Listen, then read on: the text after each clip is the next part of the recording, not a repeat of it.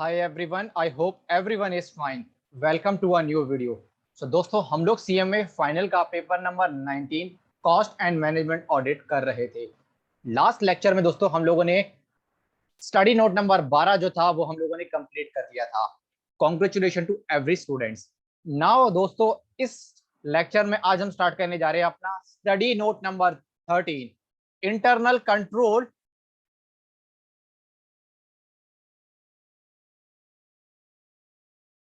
Internal audit under companies act 2013 and operational audit. तो दोस्तों, अगर बात करूं इस चैप्टर की तो यकीन मानिए one of the important chapter and also one of the easiest chapter. आसान भी बहुत है और साथ ही साथ इजी भी है। एग्जाम ओरिएंटेड आप मान के चलिए, एग्जाम इसमें से क्वेश्चन बनना लगभग मान लीजिए तय है। थ्योरी का ध्यान रखना, ये प्योरी थ्योरेटिकल है। आपका ना इसका छोटा सा पोर्शन जो है लॉ पेपर नंबर 13 में भी काम आएगा, कॉर्पोरेट गवर्नेंस में। इसमें हम ऑडिट कमेटी का एक सेक्शन, एक प्रोविजन पढ़ेंगे। ओके, तो वो आपका मान के चलिए काफी जगह काम आता है वो आपका ऑडिट। अगर आप जब आप पेपर नंबर 12 इंटर में आपने पढ़ा होगा तो वहां के भी कुछ प्रोविजंस आपको हेल्पफुल करेंगे। यानी ये चैप्टर बड़ा इजी है और बस रीडेबल है। 2-3 बार अगर आप रीड करोगे और चीजों को समझोगे तो आराम से ये चैप्टर स्टार्ट हो जाएगा। चलिए स्टार्ट करते हैं हम लोग। Internal control.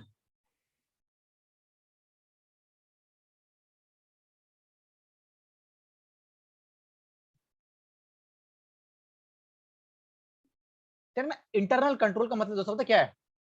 अगर कोई भी ऑर्गेनाइजेशन लंबे समय तक टिकना चाहती है मार्केट में और अगर वो ग्रोथ करना चाहती है टाइम टू टाइम, तो इंटरनल कंट्रोल मतलब उसके कंट्रोल होना चाहिए। उसके एम्प्लॉयज अच्छे से काम कर रहे हो, ठीक है, उसका जो इंटरनल मैनेजमेंट है वो अच्छा हो। अगर ये सब चीजों पर ध्यान रखा जाएगा time to time, okay, assets जो है उनकी उनको सही से इस्तेमाल किया जाएगा, एम्प्लॉय का ध्यान रखा जाएगा, ये सब चीजें करी जाएंगी, यानी ध्यान रखा जाएगा, time to time internal control किया जाएगा, तो मान के चलिए वो लंबे समय तक ऑर्गेनाइजेशन टिकेगी।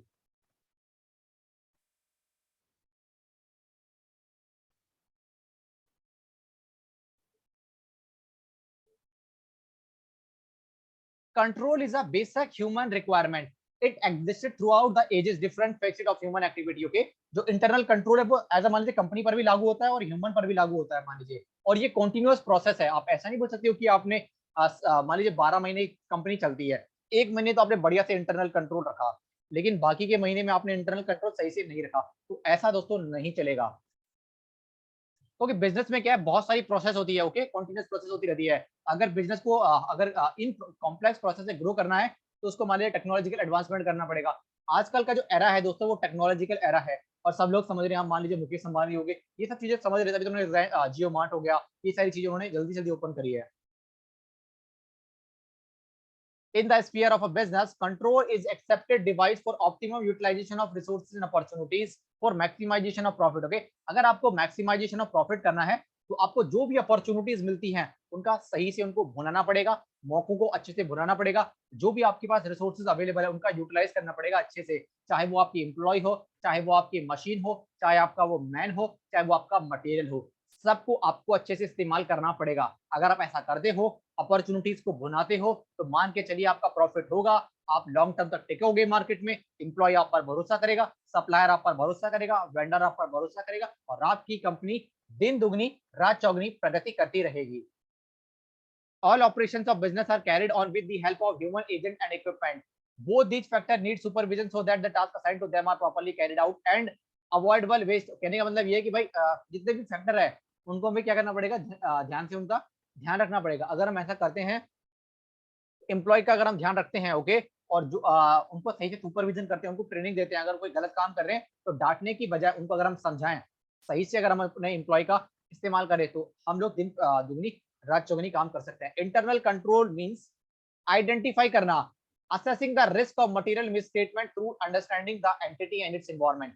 एंटिटी कैसी है, उसका बिजनेस कैसा है, उसके कॉम्पिटिटर कैसे हैं, आने वाले समय में क्या क्या उसको चैलेंजेस फेस करने पड़ेंगे, क्या क्या उसके पास अभी as of now opportunities available है, ठीक है। इन सब चीजों को एनालाइज करना, कंपनी को आने वाले समय में क्या फैसले लेने चाहिए अपनी अच्छाई के लिए, क्या क्या चीजें करनी चाहिए, तो इन सब चीजों को हमको क्या करना पड़ेगा, इन सब चीजों को हम लोगों को ध्यान रखना पड़ेगा।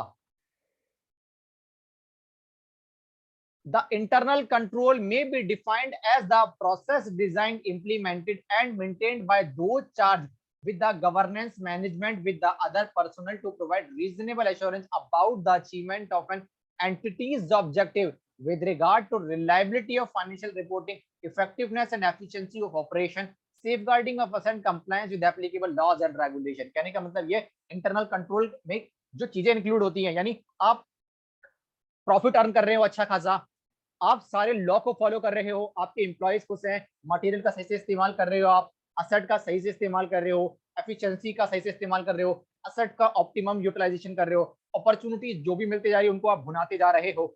अगर आप ये सब चीजें कर रहे हो, मान के चलिए एक ऑर्गेनाइजेशन अपने ऑब्जेक्टिव को पूरा कर लेगी और आपका इंटरनल कंट्रोल उस ऑर्गेनाइजेशन का अच्छा है। ओके, ऑब्जेक्टिव क्या है इंटरनल कंट्रोल के, ये देख लेते हैं, पेपर में आराम से क्वेश्चन आ सकता है। Transaction are executed in accordance with the management journal or specific authorization। जो भी ट्रांजैक्शंस हो रही हैं उन ट्रांजैक्शंस को प्रॉपर्ली एग्जीक्यूट कर रहे हो, जो हम लोगों ने प्लान बताए थे उस प्लान के अकॉर्डिंगली हम उस एक्टिविटी को एग्जीक्यूट कर रहे हैं। जो हमारा मैनेजमेंट ने एक फ्रेमवर्क बनाया था, एक प्लानिंग बनाई थी, उस प्लानिंग और उस फ्रेमवर्क के तहत हम लोग उस काम को कर रहे हो। All transactions are promptly recorded in correct amount in appropriate account and in accounting period in which executed so as to permit preparation of financial information within a framework of recognized accounting policy and practices and relevant statutory requirement if any and to maintain accordingly for assets। कहने का मतलब ये है कि जब भी कोई transaction घटित हो उसको जिस पीरियड की है उस पीरियड में रिकॉर्ड कर लीजिए। उस रिकॉर्ड करते समय जो भी उसके बैकअप है वो बैकअप उसको रिकॉर्ड करते समय वो भी अटैच करिए, ठीक है ना। जो भी रेलिवेंट लॉ है, रेगुलेशन है, कंप्लायंस है, वो पूरा करिए। ये इंटरनल कंट्रोल का ऑब्जेक्टिव है। अगर कोई ऑर्गेनाइजेशन ऐसा करती है तो मान के चलिए लॉन्ग टर्म में वो टिकी रहेगी, अपने कॉम्पिटिटर के सामने भी टिकी रहेगी और मार्केट जो उसका शेयर होगा मार्केट में वो शेयर को धीरे धीरे करके बढ़ाते हुए चलती जाएगी। Assets are safeguarded from unauthorized access, use of disposition etc। कहने का मतलब ये है जिसको जिस चीज की अथॉरिटी है वो व्यक्ति वही चीजें इस्तेमाल करेगा। मान लीजिए किसी ऑर्गेनाइजेशन में लैपटॉप का एक्सेस आईटी टीम के पास होता है, वाईफाई हर एक चीज का जो भी बैग होते हैं उसका एक्सेस, मान लीजिए कोई भी फाइनेंस का बंदा, पेरोल का बंदा, एडमिन का बंदा, एचआर का बंदा अगर मान लीजिए वो एक्सेस करने लग जाए तो गलत है, ठीक है ना। तो आईटी टीम को सारे एक्सेस रखने चाहिए, यानी जिस व्यक्ति को जो काम है वो उसी को करे, यानी फाइनेंस का बंदा फाइनेंस के काम पर एक्सेस रखे, किसी अनऑथराइज चीजों पर एक्सेस ना करने की कोशिश करे। The recorded assets are compared with the existing asset at reasonable interval। जो भी हमारे बैलेंस शीट में असेट है उसको हमें इंटरवल पर यानी रेगुलर टाइम पीरियड पर चेक करना चाहिए, क्या फिजिकली वो असेट है या नहीं है। अगर है तो क्या जो हमने बुक वैल्यू दिखा रखी है अपनी बुक्स में उतने पर है या नहीं, अगर नहीं है तो कम पर लाइए अपनी बुक्स पर भी। अगर वो कंप्लीटली नहीं है तो आपको उसको मान लीजिए राइट ऑफ करिए या जो भी करिए, आप उसको हटाइए बुक से, अननेसेसरी की बुक्स पे। बुक्स में वही चीज आनी चाहिए जो प्रैक्टिकली फिजिबली एग्जिस्ट करती हो। अब हम पढ़ते हैं scope of internal control.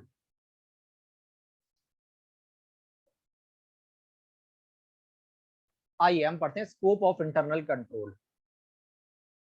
It is clear above internal control is an essential prerequisite of efficient and effective management of any organization। यानी किसी भी ऑर्गेनाइजेशन को सक्सेसफुली कामयाब होना है तो उसका इंटरनल कंट्रोल मजबूत होना चाहिए। अपने रिसोर्सेज का एफिशिएंट यूटिलाइजेशन करे, जो अपॉर्चुनिटी मिले कंपनी को मौकों को बुनाए तो मार्केट में अपना और ग्रोथ करेगी।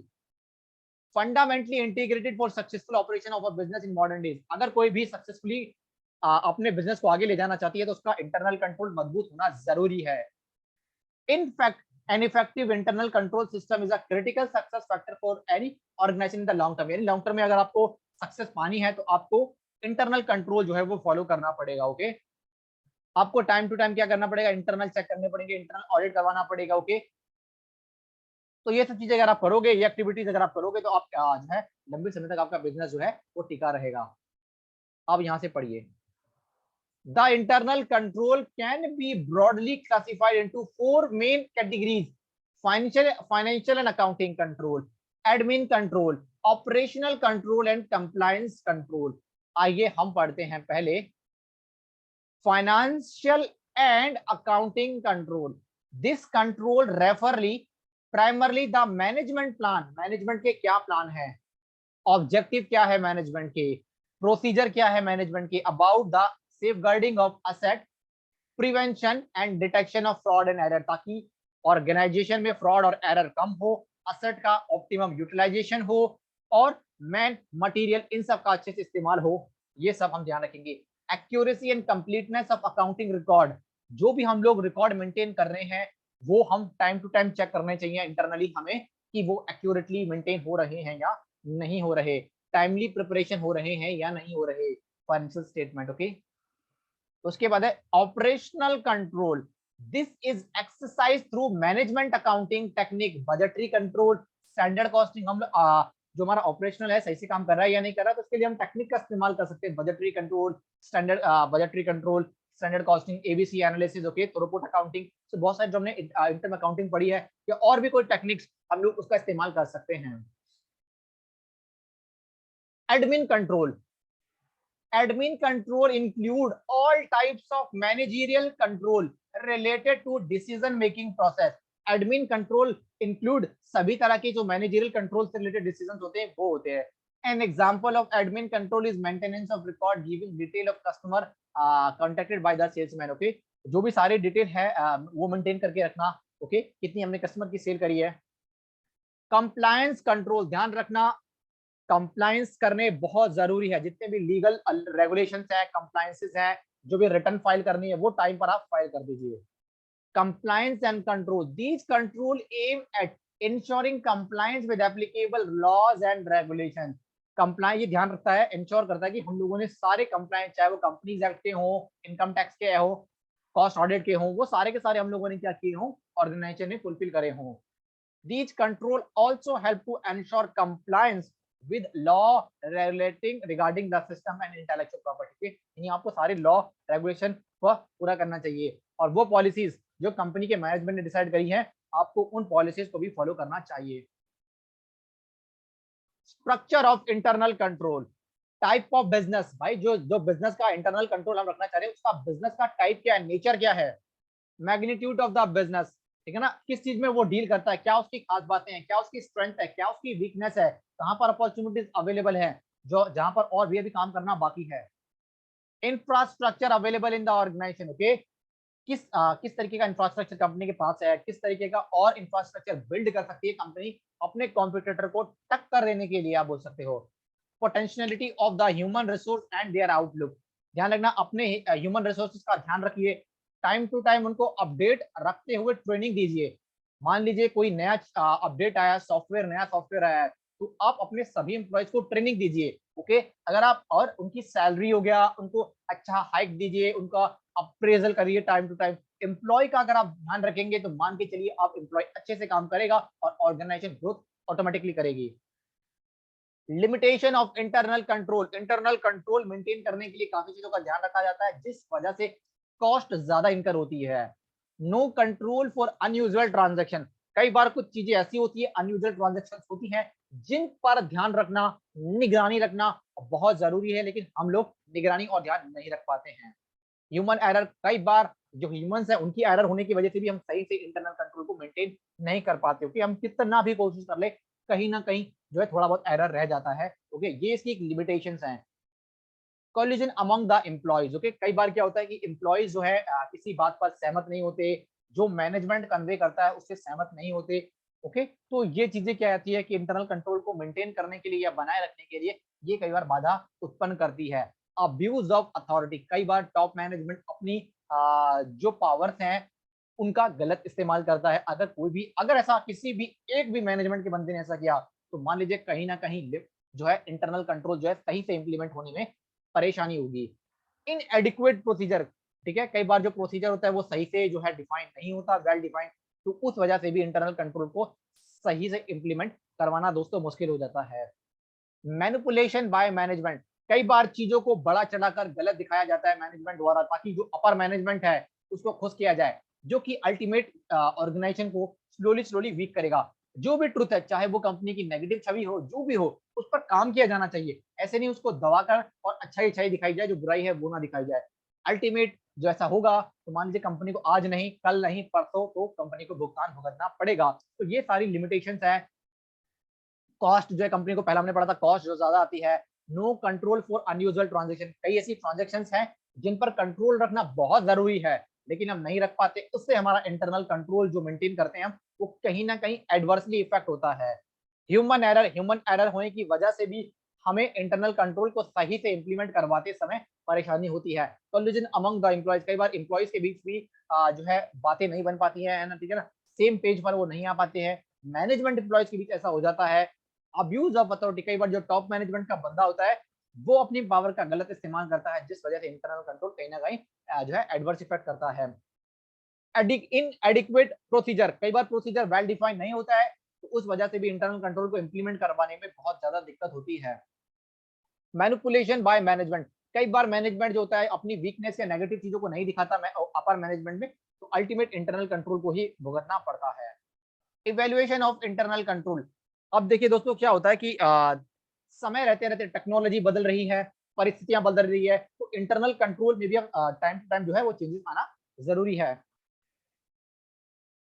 The guiding factor for audit operation by the auditor depend on great extent on the soundness or otherwise of the internal control on the business. Okay, auditor को अपना काम कितनी आसानी से कर पाएगा वो ये इस बात पर काफी हद तक निर्भर करता है कि इंटरनल कंट्रोल किसी ऑर्गेनाइजेशन का कितने अच्छे से मेंटेन हो रहा है। Due to the limitation of time an auditor can spend limited time only on a company's audit. Okay, यानी जो इंटरनल कंट्रोल पर कई बार ऑडिटर ध्यान नहीं दे पाता, केवल वो कंपनी के ऑडिट पर ही उसका पूरा फोकस होता है। तो अगर इंटरनल कंट्रोल मैनेजमेंट ही अगर सही से मेंटेन करे तो बहुत ज्यादा हेल्पफुल करेगा ऑडिटर को सही से ऑडिट करने में। Therefore, he has to decide the extent of in-depth audit of many areas, particularly the checking and verification of routine aspect of financial transactions. सब पैरा और para 4 read with para 3 of the Companies Act. Okay, इसके बाद हम लोग पढ़ लेते हैं। अब हम पढ़ लेते हैं थोड़ा सा कि ये वाला पॉइंट पढ़ते हैं, थोड़ा इंपॉर्टेंट है ये, थोड़ा कॉर्पोरेट गवर्नेंस में भी हम लोगों ने ये पढ़ा है। The board of director of every listed company and the following classes of companies as prescribed under rule 6 of companies, ये आपको रूल ज्यादा ज्यादा देखने की जरूरत नहीं, but meeting of board and power rule 2014 में कंस्टिट्यूट करने के लिए बोला ऑडिट कमेटी। अब हम बोलेंगे कि ऑडिट कमेटी कौन सी कंपनियों को ऑडिट कमेटी करना जरूरी है, तो 3 चीजें अगर पूरी हो जाए तो ऑडिट कमेटी मान लीजिए, अगर मान लीजिए अगर 3 कंडीशन अगर होती है किसी भी,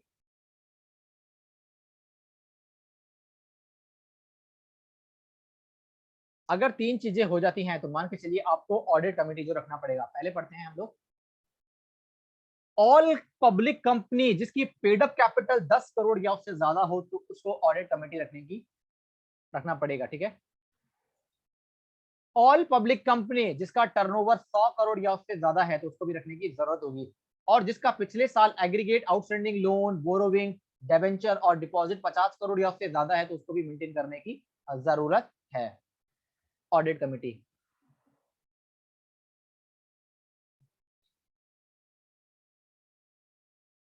अब ये वाला टॉपिक पढ़ लेते हैं।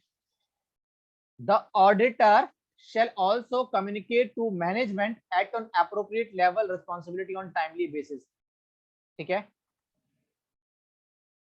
इंटरनल कंट्रोल से रिलेटेड ऑडिटर को भी जो भी काम होंगे, अपने पॉइंट्स होंगे, वो पॉइंट्स अपने रखना पड़ेगा मैनेजमेंट के सामने। यानी ऑडिटर को अपने जो पॉइंट्स है कम्युनिकेट करने पड़ेंगे मैनेजमेंट को। वो देखते हैं पॉइंट्स क्या है, वो पढ़ लेते हैं। ज्यादा पॉइंट्स नहीं है, वो हम पढ़ लेते हैं।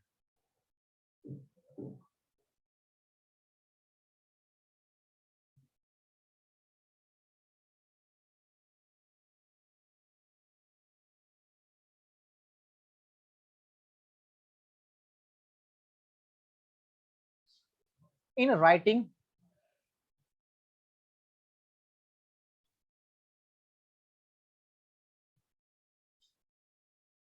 in writing significant deficiency, internal control that the auditor has communicated or intend to communicate to those charged with governance unless it would be inappropriate to communicate directly to management in circumstances. In writing significant deficiency in internal control, auditor has communicated or intend to communicate to those charged with governance or unless it would be appropriate. जो भी चीजें appropriate लगती है auditor को management को बताने के लिए, जो उस मैनेजमेंट के लिए सही है और उस ऑर्गेनाइजेशन के लिए सही है, तो ऑडिटर को वो रिटर्न में ही बातें लिखनी पड़ेंगी। अदर डेफिशिएंसी इन जो भी कमियां हैं ऑर्गेनाइजेशन के अंदर, वो आपको बता दिया कि यहाँ पर आपकी कमियां हैं, ये इंप्रूवमेंट करनी जरूरी है। ऑडिटर को अगर जो भी कमियां हैं मान लीजिए तो वो कम्युनिकेट करनी पड़ेगी। Okay, a description of the deficiency and explanation of their potential effort, हो गए कि क्या जो है कमियां हैं और उनका क्या इम्पैक्ट पड़ेगा ऑर्गेनाइजेशन पर। Sufficient information to enable those charged with governance and management to understand the context of the communication. In particular, the auditor shall explain that the purpose of audit was for audit to express an opinion on the financial statement. Okay, इस जो audit का से purpose पे क्या फर्क पड़ेगा?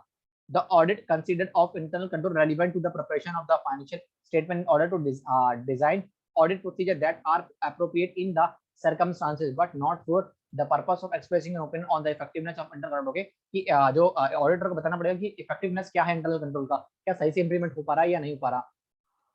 यार ना ऑडिटर जो है ना इतना ज्यादा ध्यान नहीं दे पाएगा इंटरनल कंट्रोल के ऊपर, बस वो अपने बातें रख देगा। इंटरनल कंट्रोल अल्टीमेट एक ऑर्गेनाइजेशन की मैनेजमेंट को लागू करवाना है। ऑडिटर तो अपनी ऑडिट से मतलब रखेगा, बट फिर भी उसको जो जो पॉइंट्स दिखेगा तो मैनेजमेंट को बता देगा। चलिए कम से कम इतनी तो हेल्प हो जाएगी मैनेजमेंट की ऑडिटर के इस पॉइंट से। The matter being reported,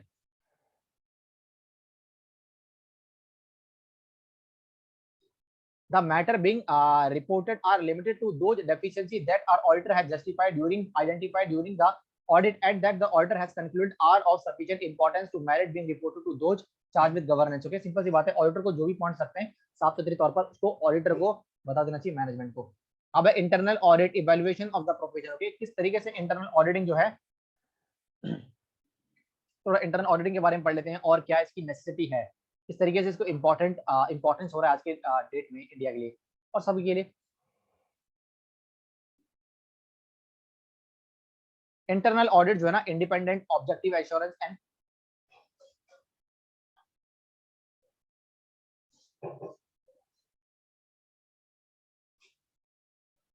internal audit जो है वो independent objective assurance and consulting activity designed to add value and improve an organization operation.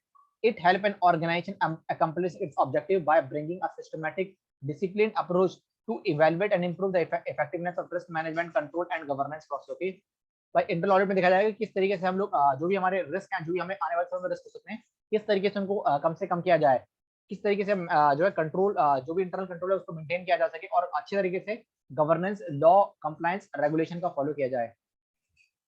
Internal auditor का रोल क्या है? The role of internal audit is to provide independent assurance that an organization risk management, governance and internal control process are operating effectively. Okay, ध्यान रखना है कि internal control सही से काम कर रहा है, गवर्नेंस सही से काम कर रही है, मैनेजमेंट सही से काम कर रहा है। Internal audit is conducted objectively and designed to improve and mature an organization business practice. Internal auditing provide insight into an organization culture, organization का कल्चर कैसा है, पॉलिसीज कैसी है, प्रोसीजर कैसे फॉलो करते हैं, किस तरीके से बोर्ड को हेल्प करते हैं। ठीक है, ये सारी चीजें कि किस तरीके से अगर कोई रिस्क आ रहा है तो किस तरीके से रिस्क को कम किया जा सके, कैसे उसको फेस किया जा सके और किस तरीके से जो लॉ है, रेगुलेशन है, कंप्लायंसेस उनको टाइम पर पूरा किया जाए, अच्छे तरीके से पूरा किया जाए। इंटरनल ऑडिट की नेसेसिटी क्या है, जरूरत क्या है? इंटरनल ऑडिट जो है असिस्ट करती है मैनेजमेंट को इंप्रूव करने के लिए internal control by identifying weakness in system, यानी कंपनी की जो वीकनेस है उसके ऊपर काम करना। Provide an opportunity to correct those weakness, उन वीकनेस के ऊपर काम करना।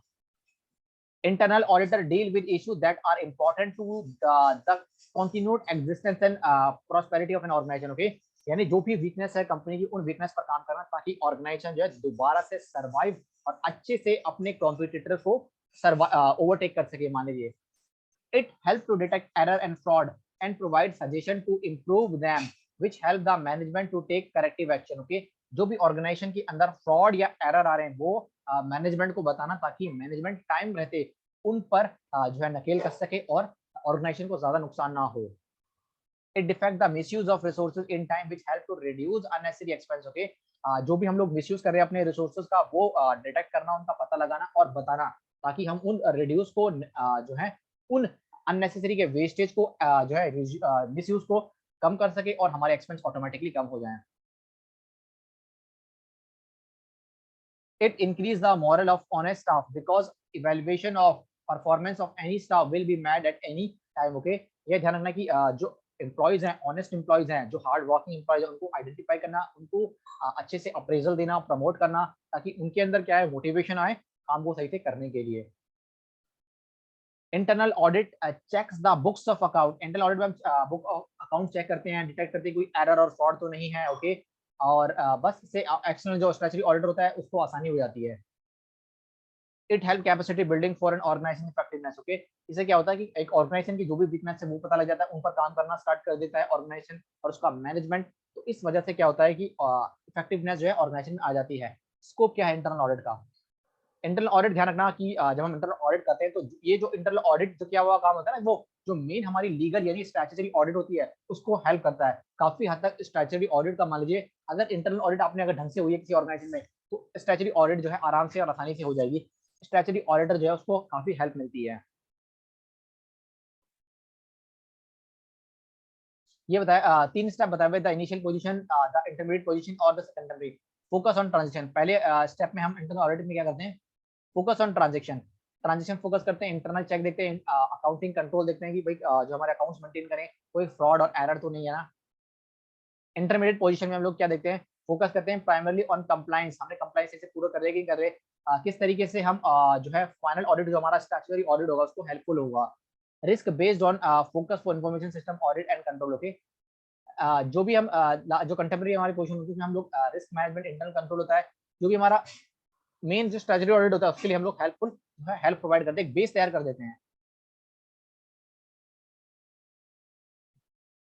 Preparation of an audit. Okay, एक ऑडिट प्रिपेयर करते समय हमें किन बातों का ध्यान रखना पड़ेगा, यहाँ पढ़िए। इन जर्नल, यहाँ से स्टार्ट आइए। In general the whole audit process involve the following. Okay, एक क्या क्या प्रोसेस फॉलो करती है। पहला पॉइंट है defining the scope of audit work, preparation of the audit engagement letter, सबसे पहले ऑडिट एंगेजमेंट लेटर बनाइए। Obtaining the knowledge of client business and formulating the audit program, सबसे पहले आपको क्लाइंट का बिजनेस पता होना चाहिए कि किस नेचर क्या है बिजनेस का, किस चीज में जो ऑर्गेनाइजेशन वो डील करती है, तब आप क्या कर सकोगे, फॉर्मुलेट कर सकोगे audit program. Evaluation of accounting and internal control system existing in the auditee enterprise, जिसकी भी आप ऑडिट कर रहे हो उसकी आप अकाउंटिंग देखोगे और इंटरनल कंट्रोल सिस्टम सही से मेंटेन किया गया है या नहीं किया गया। Determining the nature, timing and extent of audit procedure keeping in mind the audit risk and materiality involve, आपको देखना पड़ेगा कि सही से हम लोगों ने जो है ऑडिट के जो प्रोसीजर है वो फॉलो करे हैं या नहीं करे। Adequate documentation is also necessary, preparation of audit note and working paper, auditor को audit notebook and working paper बनाना पड़ेगा ताकि मैनेजमेंट को उन चीजों को समझने में हेल्प हो जाए, कहाँ पर मैनेजमेंट को ऑर्गेनाइजेशन में वीकनेस है, जहां पर अभी मैनेजमेंट को काम करना बाकी है। Formulation and opinion about the financial statement, financial statement के बारे में अपना ओपिनियन देना। इशुएंस ऑफ ऑडिट रिपोर्ट, अपनी ऑडिट रिपोर्ट को इशू करना।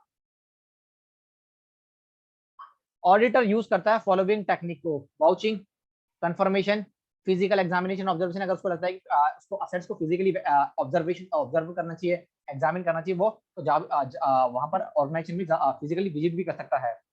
एनालिटिकल प्रोसीजर फॉलो कर सकता है, टेस्ट चेकिंग अगर लगता है उसको चेक करने का तो चेक कर सकता है, इंक्वायरी कर सकता है अगर किसी भी डिपार्टमेंट से, किसी भी डिवीजन से। Electronic data processing. ओके, जो भी ऑनलाइन डेटा मंगा सकता है, जो भी मान लीजिए कोई सॉफ्ट कुछ उसको रिपोर्ट मंगानी है तो इलेक्ट्रॉनिकली रिपोर्ट मंगा सकता है। प्रिपरेशन ऑफ रिकॉन्सिलिएशन स्टेटमेंट, अलग अलग वेरियस रिकॉन्सिलिएशन स्टेटमेंट बनाएगा, मान लीजिए bank reconciliation statement, data reconciliation statement, stock reconciliation statement, अलग अलग तरह की रिकॉन्सिलिएशन स्टेटमेंट बना सकता है। Creditor reconciliation statement.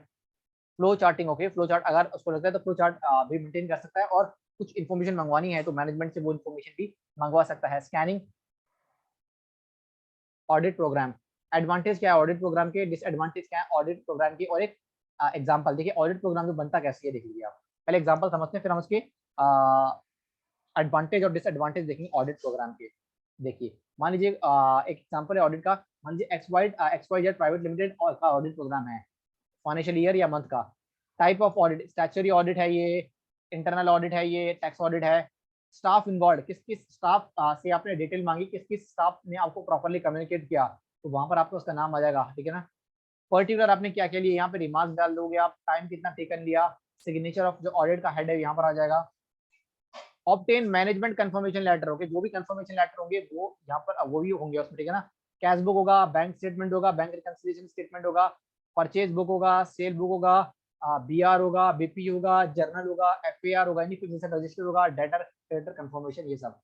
अब इसके जो है एडवांटेज और डिसएडवांटेज क्या है वो हम देख लेते हैं ऑडिट प्रोग्राम के। It serve as a ready checklist of audit procedure to be form. Okay, ready checklist हो जाते हैं कि हम लोगों ने क्या क्या स्टेप्स को फॉलो किया है। ओके, ये हमारी चेकलिस्ट बनी है, टिक कर दिया ये काम हो गया, टिक कर दिया ये काम हो गया, टिक कर दिया ये काम हो गया। तो ऑडिट चेकलिस्ट बन जाती है जो हमें मेन स्ट्रक्चरली ऑडिट करने में हेल्पफुल होती है। The audit work can be properly allocated to the audit assistant और द ऑडिट आर्टिकल। आप जो है ऑडिट का काम छोटे छोटे हिस्सों में बांट सकते हो, अलग अलग आर्टिकल्स दे सकते हो, पेड असिस्टेंट को दे सकते हो अपना काम बांट कर, और वो नॉर्मली देते भी हैं। द ऑडिटर में easily know the extent of work done at any point of time. इससे ये पता लग जाता है कि अब तक कितना काम कंप्लीट हो चुका है और कितना काम अभी और करना बाकी है। Thus, the progress of work done can be under the supervision and control of the auditor। इससे ऑडिटर को पता लग जाता है कितना काम कंप्लीट हो चुका है ऑडिट का, और कितना काम अभी ऑडिट का होना अभी और बाकी है। Audit program would not only be useful for the audit assistants in carrying the audit work, but for the principal too, as he would be in a position to account for a individual responsibility। Okay, इससे क्या होता है कि उसकी individual responsibility है वो भी पूरी होती है, मैनेजमेंट को जो इन्फॉर्मेशन मिलनी चाहिए वो मिल जाती है, मैनेजमेंट जो चीजें जानना चाहता है वो मैनेजमेंट को पता लग जाता है, और साथ ही साथ आराम से इजीली कन्वीनियंट वे में ऑडिट जो है पूरा हो जाता है। A uniformity of the work can be attained at the same program would followed from time to time। Okay, procedure को आप टाइम टू टाइम फॉलो जो आप कर रहे हो वो कर सकते हो, आपको लगता है कोई चेंजेस करने चाहिए तो आप चेंजेस कर सकते हो। Point number 6, it is a useful basis for planning the program for the following year. Okay, अगर आप एक सेट प्रोसीजर रख लोगे तो आने वाले जितने भी सालों में आपकी ऑडिट होगी, तो अगर आप यही प्रोसीजर फॉलो करोगे with some changes as per the time passing, तो आप जो इजीली ऑडिट को पूरा कर सकते हो। It may be used as evidence by the auditor in the event when any charge is brought against him. He can prove there is no negligence on his part and exercise reasonable care and skill while performing the task। यानी अगर वो ये सारी चीजें maintain करेगा तो कल को अगर मैनेजमेंट उससे कोई सवाल पूछेगा कि तुमने ये डिसीजन क्यों लिया, ये स्टेप क्यों लिया, तो वो बता सकता है भाई मैंने मैनेजमेंट को इन्फॉर्म किया था, उनके द्वारा मुझे अप्रूवल आया था, तो मैंने ये स्टेप फॉलो किया। डिसएडवांटेज क्या है ये देख लेते हैं हम। The auditor task become mechanical and the auditor may lose interest and initiative। कई बार क्या होता है कि हम लोग स्पेसिफिकली जो मान लीजिए हमने प्लानिंग कर दी है, जो हमने स्टेप्स फॉलो कर दिए, तो उसको स्टेप को फॉलो करने के चक्कर में वो इनोवेटिव आइडियाज, इनोवेटिव चीजें नहीं करता। Drawing up of an audit program may be unnecessary for a small concern. कई बार कितने सारे काम, इतने सारे स्टेप, इतने सारे प्रोसीजर, झमेले, छोटी छोटी ऑर्गेनाइजेशन को दिक्कत होती है। तभी आप दिख रहा होगा कि जो गवर्नमेंट है एज ऑफ नाउ, वो भी चाहती है कि जो छोटे छोटे बिजनेसेस हैं वो इन सबकी तमाम झमेलों से दूर रहें, ताकि हमारा जो इकोनॉमी स्मूथली काम कर सके।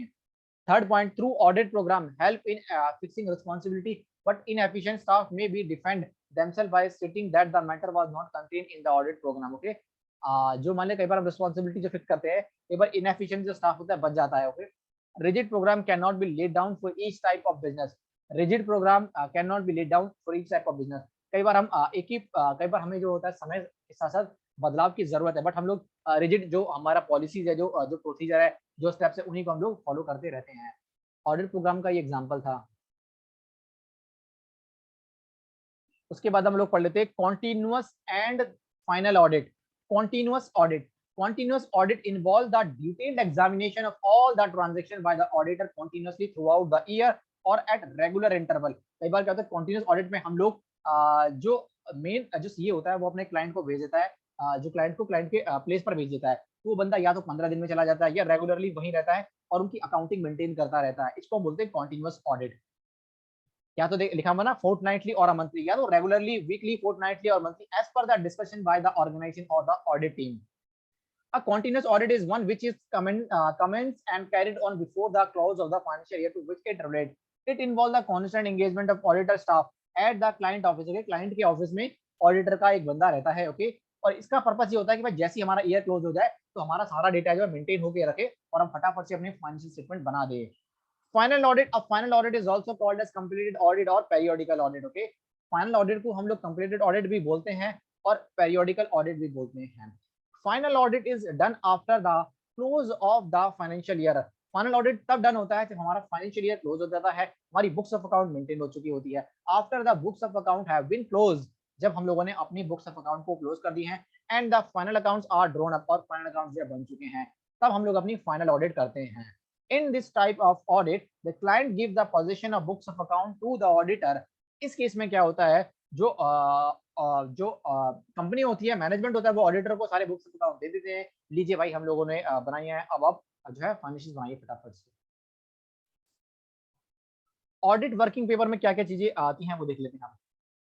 Nature if engagement, okay, nature क्या है, फॉर्म ऑफ ऑडिट रिपोर्ट क्या है। थर्ड पॉइंट है nature and complexity of client business, client का बिजनेस कैसा है, किन चीजों में डील करता है, क्या क्या चैलेंजेस हैं उसमें। Nature and condition of the client record, client किस किस तरीके के रिकॉर्ड मेंटेन करता है, क्या उनका नेचर है, क्या क्या चैलेंजेस है, किस तरीके से उन चैलेंजेस को ओवरकम किया जा सकता है और अच्छे से काम जो है ताकि स्मूथली हो सके। ई यानी थर्ड फिफ्थ पॉइंट है degree of Reliance and internal control, okay, ध्यान रखना आप इंटरनल कंट्रोल को कितनी अच्छे तरीके से मेंटेन करोगे ये ध्यान रखना पड़ेगा। Supervision of work performed by assistant, जो भी आपके आर्टिकल है असिस्टेंट्स है, जो भी आपके जो टीम में है वो किस तरीके से आप उनके काम को सुपरवाइज करोगे, इन पर भी आपको ध्यान रखना पड़ेगा। Type of audit paper file, permanent audit file और करंट ऑडिट फाइल। पहला पॉइंट, परमानेंट ऑडिट फाइल में legal and organisation structure of the entity, example memorandum of association यानी MOA and article of association in case of a company. Correspondence relating to acceptance of annual appointment, okay, reappointment, इसमें annual reappointment आ जाता है। Extract और copies of legal documents, agreement and minute relevant to the audit, audit के लिए जो भी relevant है, फॉर एग्जांपल लीगल डॉक्यूमेंट हो गए, एग्रीमेंट्स हो गए। और इसमें extract of important matter in minute of the board meeting and general meeting relevant to the audit, जो भी बोर्ड मीटिंग और जनरल मीटिंग की जो ऑडिट होती मिनट्स होते हैं वो इसमें कवर हो जाता है। परमानेंट ऑडिट फाइल का थर्ड पॉइंट है और record if study and evaluation of internal control, time to time आपको रिकॉर्ड जो है मेंटेन और इवैल्यूएट करना पड़ेगा इंटरनल कंट्रोल के। कॉपीज ऑफ मैनेजमेंट लेटर्स में मैनेजमेंट लेटर की कॉपीज ही सफिशिएंट है। एनालिसिस ऑफ सिग्निफिकेंट रेशियोज और ट्रेंड्स में सिग्निफिकेंट जितने भी रेशियोज हैं जो रेलिवेंट है उन सब चीजों को देखते हैं। Analysis of transaction and balances, इसमें हम केवल ट्रांजैक्शन और उनके बैलेंसेस को देखते हैं। Copies of the audited financial statement of previous year चाहिए होती है इसमें। Copies of communication with other auditor, expert and third party submission, यानी ये समझ लीजिए ये ब्रॉड लेवल है और ये नैरो लेवल पर है। Notes regarding significant accounting policies आपको मेंटेन करने पड़ेंगे। ऑडिट प्रोग्राम, इसमें ऑडिट प्रोग्राम होता है। Significant audit observation of the earlier years, okay, अगर आपको लगता है कि आपको लास्ट ईयर के जो भी ऑडिट अगर आपको देखने चाहिए तो इसमें देखा जाता है। बट इसमें क्या होता है, conclusion reached on significant aspect of the audit, इसमें केवल कंक्लूजन जो है कंक्लूडिंग मैनर में कंक्लूजन दिया जाता है इस साल के ऑडिट के लिए।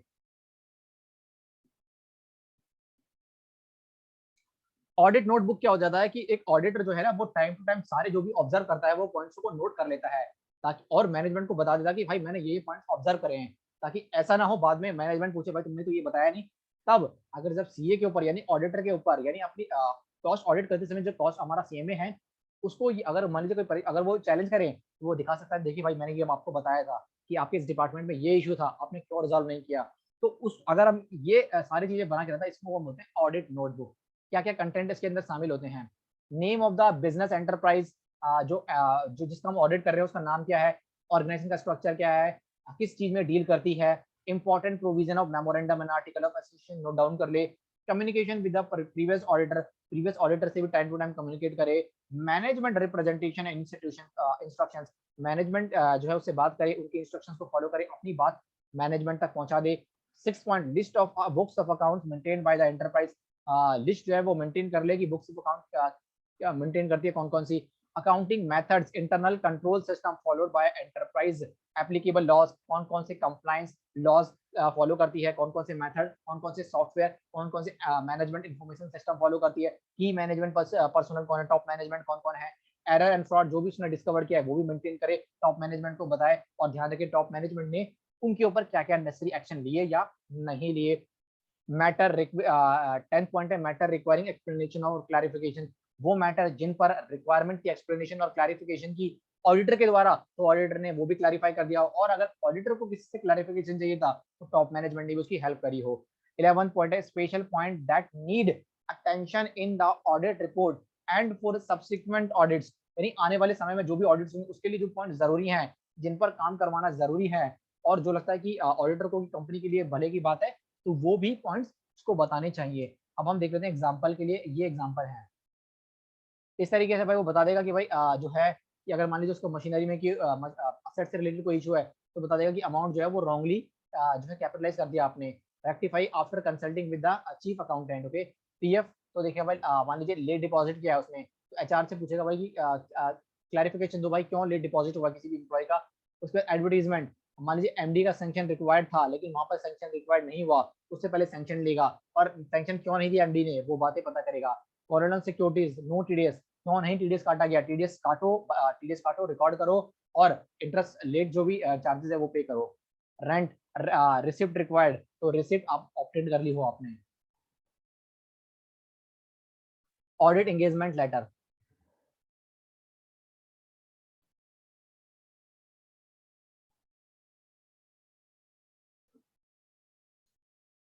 ऑडिट एंगेजमेंट लेटर पढ़ लेते हैं।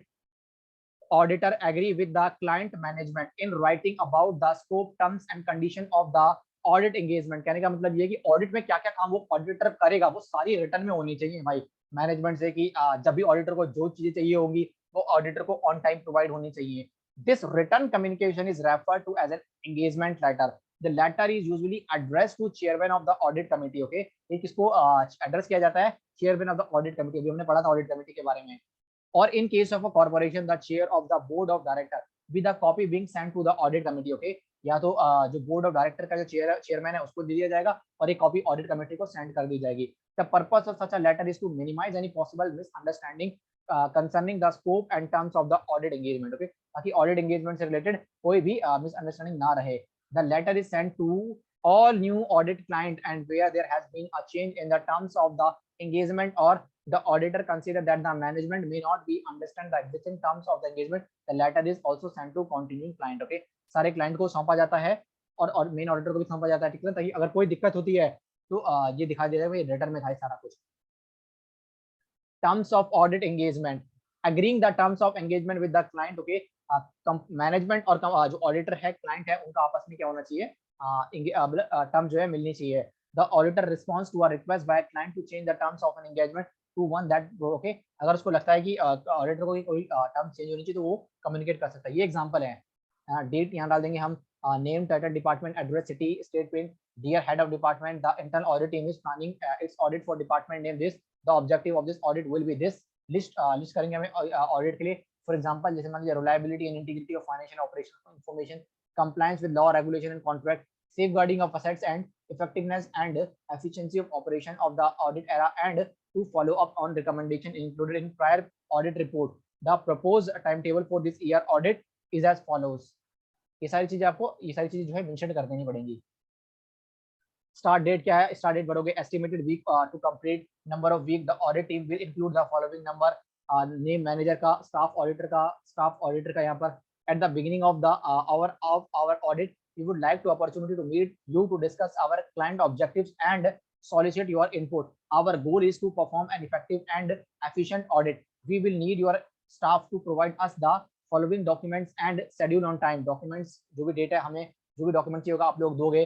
At the conclusion of our audit we will discuss audit result and potential recommendation with management of the audit area before scheduling an conference with you prior to audit exist conference. You will receive a draft audit report. After the exist conference, a final audit report will be delivered to you with a request for formal management response to include in the audit report. Our mission is to help you achieve department objective by providing information about the effectiveness of internal control and by recommending courses of action which improve performance. If you have any question about this year audit, please do hesitate to call us. You are truly XYZ designation. Okay, तो ये audit engagement का आप बोल सकते हो एक कह सकते हैं ऑडिट एंगेजमेंट लेटर का एक एग्जांपल था। ओके, उसने भाई बता दिया उसने भाई कि किसको वो एड्रेस कर रहा है, क्या ऑब्जेक्टिव है हमारा इस ऑडिट के पर्पस का। ओके, अगर मुझे सारी चीजें रिटर्न में होनी चाहिए ताकि बाद में जो है मैनेजमेंट और क्लाइंट के बीच में जो ऑडिटर है और क्लाइंट के बीच में कोई भी परेशानी इशू ना हो। आज के दोस्तों इस लेक्चर में हम लोग यहीं पर अपना रुकेंगे आज का लेक्चर। कोई भी डाउट है किसी को भी कमेंट सेक्शन में पूछ सकता है। इसके बाद अगली क्लास में हमारा ये जो चैप्टर है काफी फिनिश हो जाएगा। ध्यान रखना कोई भी डाउट है तो आप कमेंट सेक्शन में पूछ लीजिएगा।